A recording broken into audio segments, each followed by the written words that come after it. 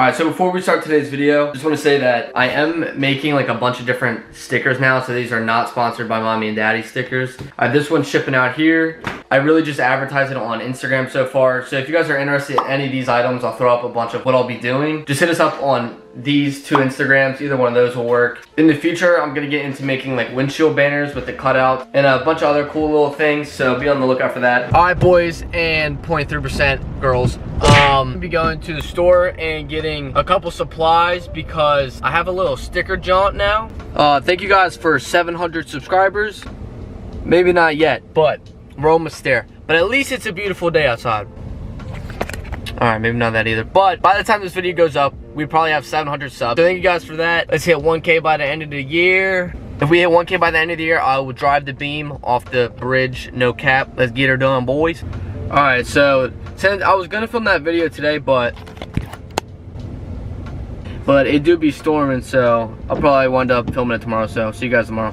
Alright, so really quickly, if anyone orders the third brake light little tint thing right here, so when you get this, it's gonna come with two things that you gotta peel off. So the first one, so it's gonna come like this right here. Sorry if the lighting's pretty trash. So the first one, I'm gonna write a 1 on there. So you're gonna wanna peel the clear off the tint part here, and then depending on which one you get, all the little inserts, you're gonna have to peel the little clear off that too. So once you have that off, then you're gonna go ahead and lay it in there like this, stick it on the rear windshield, and then once it's on there, you're going to go ahead and peel off number 2. So then this second one will peel off. So the reason why I do that is so that you can get these little circles in there. All right, so when installing it, the first thing you want to do is, so you just want to go ahead and remove this.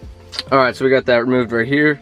Just a bunch of clips on the back. You want to go ahead and remove this piece right here, which is super easy. All you gotta do is pull this out, and then the same thing on the other side. So from here, I'll go ahead and clean this up a bit. So I'm gonna get a microfiber towel and clean that up. Pretty much, I took off first layer of clear. I just set it up there. I didn't press anything down yet. And then after it's all set down, I'm gonna go ahead and peel off that last clear. So you're just gonna wanna slowly take a squeegee or just your fingers and slowly remove the clear as you push down on the tint to make sure there's no bubbles or anything.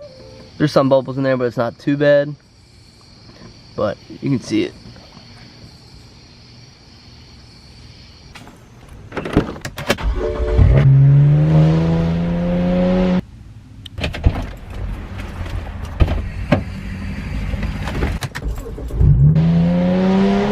My sunroof is so messed up. This is it up. So it's up, but obviously it's not up as much as it normally is. And then when I put it down, it's like this.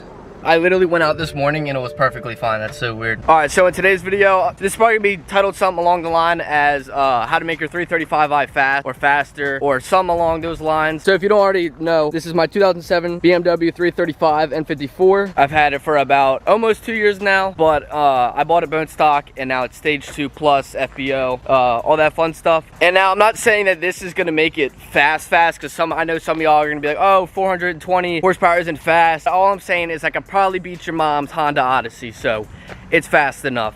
I'm just gonna go over the power mods I have and kind of what you need to get to stage 2 plus, and then from there I'll probably discuss what you kind of need to get higher than the 420 benchmark stage 2 plus. Right now I'm pretty much just normal FBO 335. I do have plans to go single turbo in the future and make around 550, 600. So if you have a stock 335 or you're just starting to modify it, this is what I have done, and I make 420 wheel horsepower just off being FBO. So these cars come with around 300 horsepower, which is plenty fast from the jump. These cars are so easy and cheap to modify that it's kind of hard not to. I hate to be that guy, but before you even start modifying,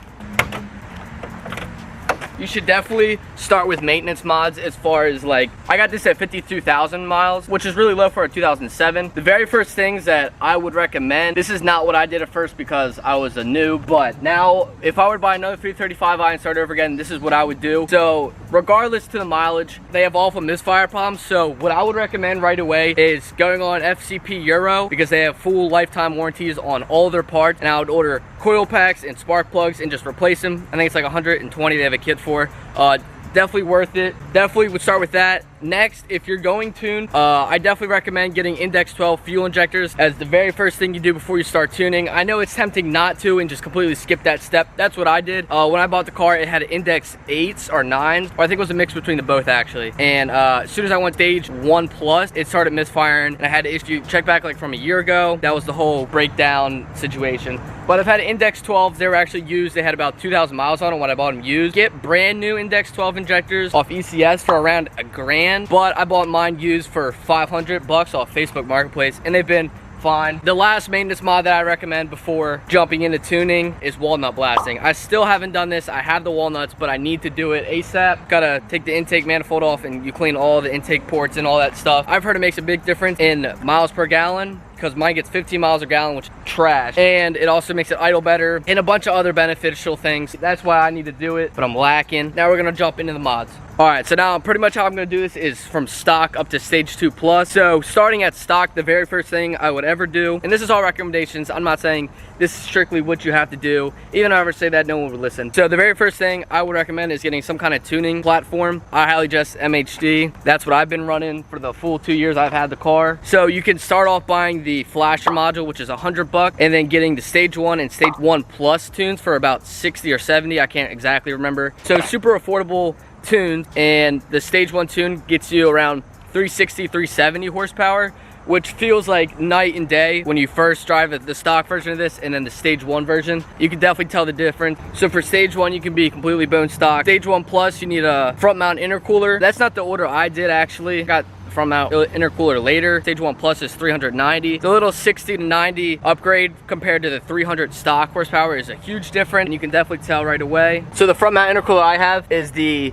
VRSF 7.5 inch intercooler. It's the sport, not the race, so it's slightly smaller. I have a video on that if you want to check it out. I'll pop it up in that corner or whatever corner it's in. Like I said earlier, I do plan on going higher than FBO and going around 550, 600. So that's why I went balls to the walls with the intercooler. But if you only plan on going FBO and making around that 420-ish mark, then I recommend getting the 5-inch intercooler, because 7.5 isn't necessary if you only plan on going FBO. So I went 7.5 for future plans.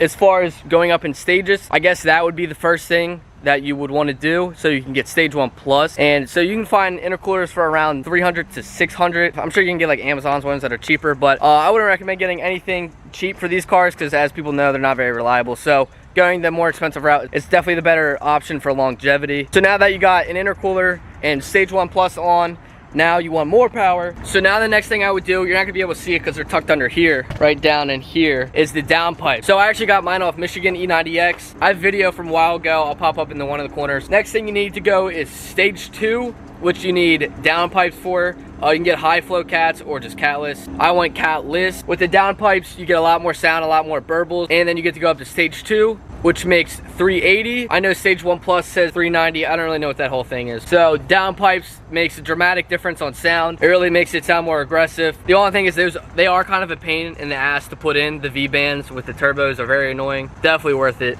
The next modifications I would do is get the DCI, the dual carrot.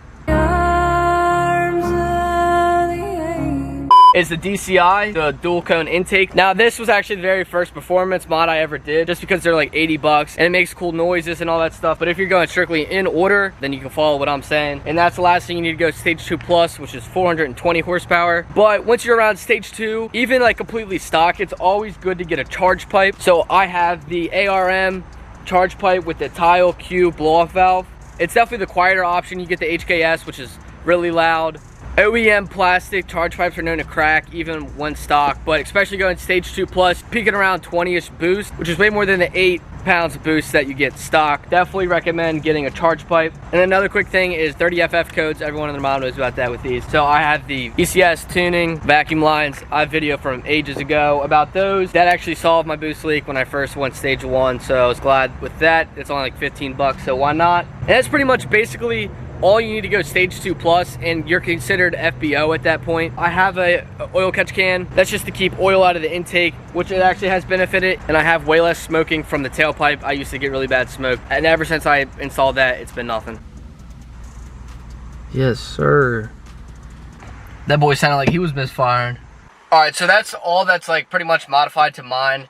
So up from there you can get outlets and inlets. So I've yet to do those. I mean, I'm gonna be like every car person ever, but definitely with N54s, maintenance over mods. So get the maintenance done first. I know you don't want to spend money on stock ass parts or spark plugs and shit, but you have to with these cars. They will bitch back at you. I could make a video on everything I hate about 335i's, but I don't think anyone would want to sit here for an hour. To really utilize MHD, they also have E85 map. I don't really have any E85 pumps around me. There's one around 25 minutes away. I already get trash gas mileage. Having to go 25 minutes out just for E85 all the time would be kind of a pain in the ass, but you can make around 440 on E85 tunes, and then you can do meth injection and upgrade to 17Ts or 19T turbos and easily make 500 horsepower. With these cars, it's so easy to make 420. Any higher than that, you got to step up to upgrading turbos. I mean, the big option, and this kind of goes for any car, is just upgrading the turbos, or single turbo kit is the big power gains. I'm probably going to go single turbo, not in the near future, but eventually. Yeah, that's pretty much going to wrap up this video. I'm making a roll cage for this car here. Bitch at me all you want. I know it's just adding weight and you don't track it. All that stuff, I already know. I don't care. I'm doing it for looks. So part 1 will probably be out in a week or 2, but part 1 is going to be making it, and then part 2 is going to be painting and installing it. And I have no measurements to go off, so I'm really just freeballing everything that I'm doing with that. Hopefully this video will guide you guys through tuning and all that stuff. These cars are very tunable. So that's gonna be the end of this video. Hope you guys enjoyed it. Make sure to follow us on Instagram. Catch you on the flip.